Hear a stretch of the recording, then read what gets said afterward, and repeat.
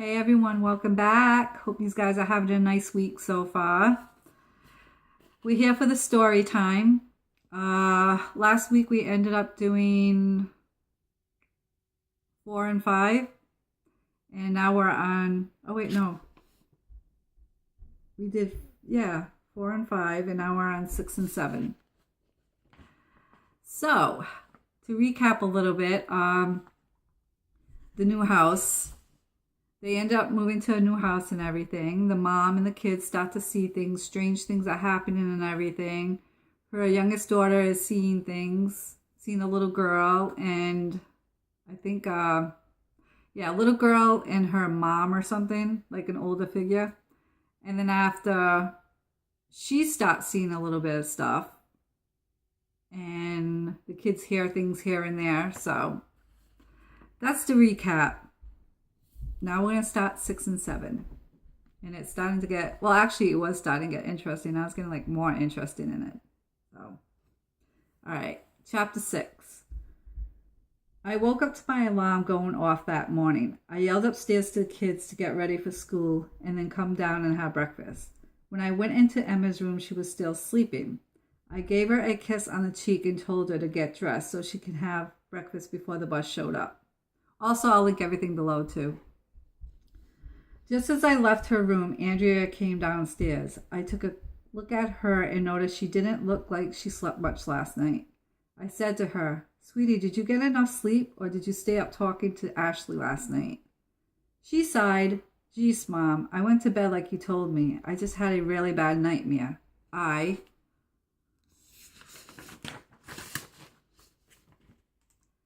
didn't have time to ask her about it because the school bus honked and the four of them headed out the door.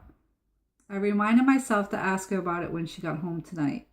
I went into the kitchen to stock coffee for Kara, and I noticed Emma was at the table eating her favorite cereal, Rice Krispies. I told her she had 5 minutes till her bus showed up, so she had to finish up. And Kara is her friend who's going to help her out with, what's going on and everything. She smiled at me and said, "All done, Mommy." I couldn't help but smile at her. We both headed to the door to wait for the bus. When the bus finally arrived, I kissed her on the cheek and told her to have a nice day. As I was waving her off, I noticed Kara pulling up to the curb. She looked at me as she got out of the car and said, "I'm here, so tell me what is going on." I looked at her and said, "Let's go have some caffeine and I will explain it to you." So, I gave her the rundown on the things that were happening. Emma seeing the little girl, me seeing the mommy and little girl, and how they disappeared. How Andrea was starting to have nightmares, and what I found out on the internet. See, Kara was a practicing witch. She had some knowledge of the paranormal. Plus, she liked to read a lot on other things. She was also an empath. She can feel things off of people and sometimes can feel negativity in a room. She looked at me and said, "I could take a walk upstairs with you to see if I can sense anything. At the same time, we can look for that secret room upstairs if you want." I said, "Yes, definitely. It would make me feel so much better." So we both headed upstairs, and when we got to the top, Kara looked like she got punched in her gut and was pale as a ghost. I was really nervous and asked her if she was okay. She looked at me and shook her head no. "Just give me a few seconds. The negativity I feel up here is overwhelming me." We stopped for a few seconds and then we decided to look for the room. So, let's see what happens. We went into Cameron's and looked around. Didn't notice anything standing out. Kara laughed. "Just a typical teenage boy's room." I laughed, understanding what she meant by that. We both went into Liam and Paul's room next. I glanced to the room inside. Don't mind the mess. I would make sure this room is clean later. Yep, typical teenage boys. We both went into Andrea's room, which was nicely decorated. The bed was against the wall. Her bureau was on the side near the door. She had her desk and computer near the back wall. We both turned to go into the back, and I noticed there was a tiny door back there. Andrea never mentioned that door to me. Kara stopped and said, "Looks like we found it." I looked at her. Are you okay to go in? Kara nodded. I think so. The door was tiny enough so a child could fit in easily, but as an adult, we both had to crouch to get in. At that moment when we entered, we both made a noise of utter disbelief. Nothing could fathom of what we both set our eyes on when we entered. Picture this: in one corner was a cot with a pillow, sheets folded down a little with a pink and lilac crochet blanket. On the bed was a bunch of creepy porcelain dolls and a stuffed bunny. Everything was really dusty. Plus, there was a lot of spider webs. In the other corner, there was a rickety old white rocking chair. It had pink and purple flowers. It also had a small white baby blanket and a very creepy doll on it. On the side of it was a pink, purple old Victorian dollhouse, which was in perfect condition but was faded and dusty. The last thing in the room was an old bureau with a mirror that was white with pink and purple flowers. The mirror was very dirty. You could barely see yourself in it. I then looked at Kara and mouthed the words, "What the?" But as I looked at her, she seemed paler than she was before. She mouthed the words, "I'm really sorry, but I need to get out of this room." Plot thickens. I never seen Kara move this fast in her entire life. She was a laid-back person. She never seemed to get rattled. But whatever frightened her in that room made her practically run downstairs. As we both made it downstairs, I asked Kara if she was okay. She then looked at me and said, "We need to get a professional paranormal team upstairs as soon as possible." Can you explain why, Kara? Because right now you are scaring the crap out of me. She knew all too well that I didn't scare too easily, but she also knew when it came to my kids, I never took chances either. I don't think anyone does. All right. She said, "Look, sweetie, whatever is up there is not too friendly. I get a deep feeling of heaviness and negativity. But whatever happened in that room is really bad. So bad that it felt like someone was sitting on my chest." I looked at her with concern and then asked, "Should my kids even be sleeping up there right now?" She looked at me and said, "Well, I can possibly do a few things until we can get someone out here to see what's going on. I could try to do a cleansing of the upstairs with sage and maybe put a protective sigil to keep whatever it is that in that room. I'm not sure how well it will work, though. But we really need to look for someone to come out to the house to investigate. I'm going to try to look on the internet tonight and maybe get some suggestions from a group I'm in at home." After she left it, I noticed I was around lunch, so I decided to make a sandwich and have a coffee. When I finished eating, I started going through some of the boxes that we haven't gotten to yet from the move. Most of the stuff was knickknacks and odds and ends. It was then the phone started ringing, so I hurried to pick it up. It was my oldest daughter asking if she can go to the mall with Ashley and a new girl from school, Erin. I said she could because she told me that she finished her homework in study hall, but I told her that I needed to talk to her when she got home. When I looked at my phone, I noticed it was 2:30.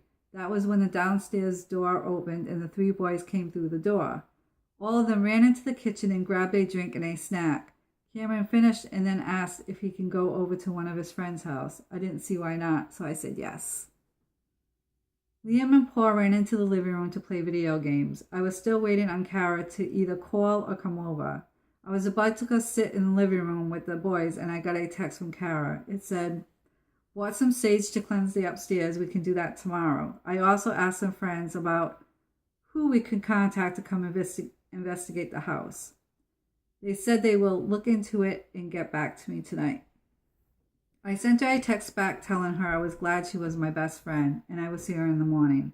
It was time to start supper, so I took out mac and cheese with hamburgers tonight. By the time I was finished making supper, it was almost 6 p.m. So far, it's starting to get really interesting.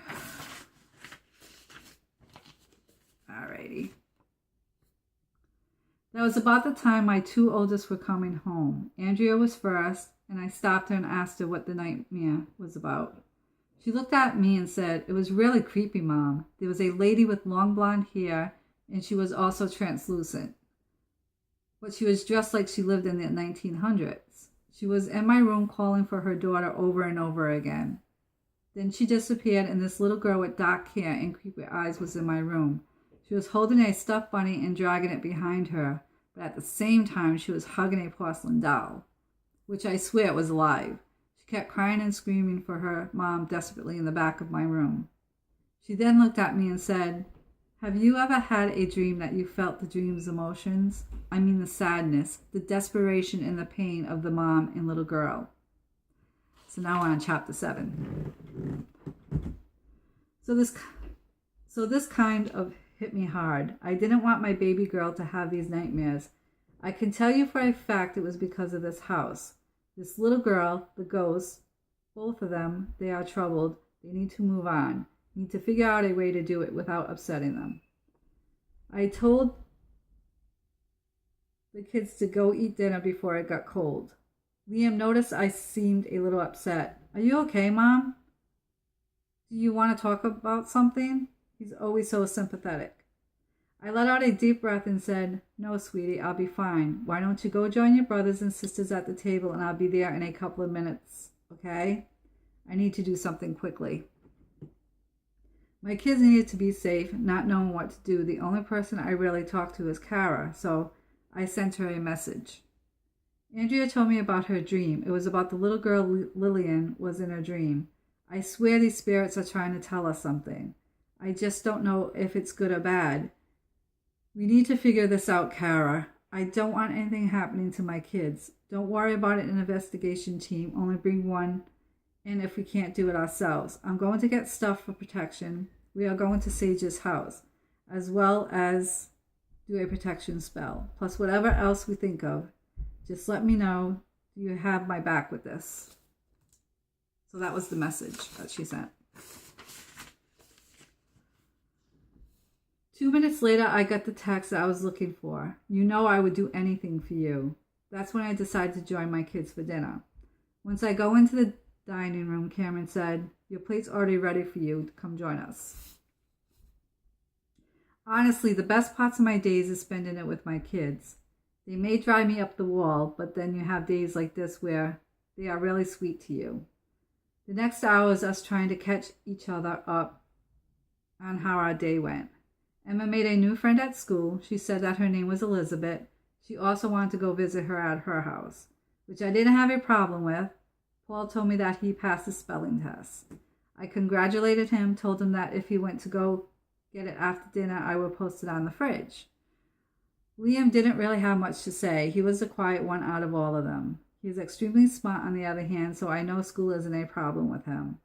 Andrea and Cameron have their senior prom coming up soon. Andrea had a date. Cameron was trying to ask this girl, Alina, to go with him. "Cameron, did you ask her yet?" I said in a playful tone. "Mom, stop," he said while laughing. "For your information, I did ask her," and he stopped to make it sound dramatic. She said yes. The whole table was congratulating him, if I can spit that out. We all knew how much of a big deal this was for him. That was our dinner. The younger kids were getting ready for bed in a movie, and the teenagers who knows what. On the other hand, had some information to go look up. Need to get supplies for my house. A few of the things that Kara told me to get were simple. The first thing was the sage, which we already had. The next thing was the crystals. She said that I had to get 3 specific crystals: clear quartz, selenite, and hematite. I did a little research to see what they actually did. Clear quartz was a versatile crystal. It was used for protection, healing, and clarity. Selenite provided clarity and helped prevent bad dreams. Hematite was used for grounding, protection, and scrying. It all made sense. We weren't trying to aggravate the spirits, just protect ourselves from them. I expressed order all 3 to my house so it would be here in a couple of days. The next thing I personally wanted to get was a camera. Only one for Andrea's room now, just because everything so far has happened in there. I'll set it up somewhere where it's hidden. Don't want to freak her out. That's when I heard footsteps come towards me. I turned around from my computer, seeing Liam walking to me. Liam, you okay? Mom, I want to be honest with you. I'm getting that feeling that someone is watching me when I'm upstairs. It's kind of creeping me out, he said in a low voice. Protect the kids. Liam, sweetie, is probably nothing. You're probably dreaming it or something. Well, what about what Emma saw? Liam questioned. She probably saw her imaginary friend. You should know about those. You had one of your own when you were her age. What was his name again? David, he said, while laughing. Okay, I guess we can say that. It usually happens when I'm about to sleep anyways. I'm probably just sleeping, but don't realize it. Good night, Mom. Then he walked off. I ended up going to bed after making sure all the kids were okay and going to bed as well. Had a long day at work tomorrow. Work was annoying. Couldn't wait to go home. Still had about 4 hours left, and let's just say the day was dragging. I was given a patient in room 317 when I heard my name being called over the intercom. Said to report to the nearest nurse's station to take a phone call on line 1. I picked up the phone. Mrs. DeMonte. This is her speaking. Who is this? I questioned. Hello, this is Emma's principal. I'm calling because I need you to pick her up from school. She's scaring her classmates with this ridiculous story. We kept telling her to stop, but she's not listening to us.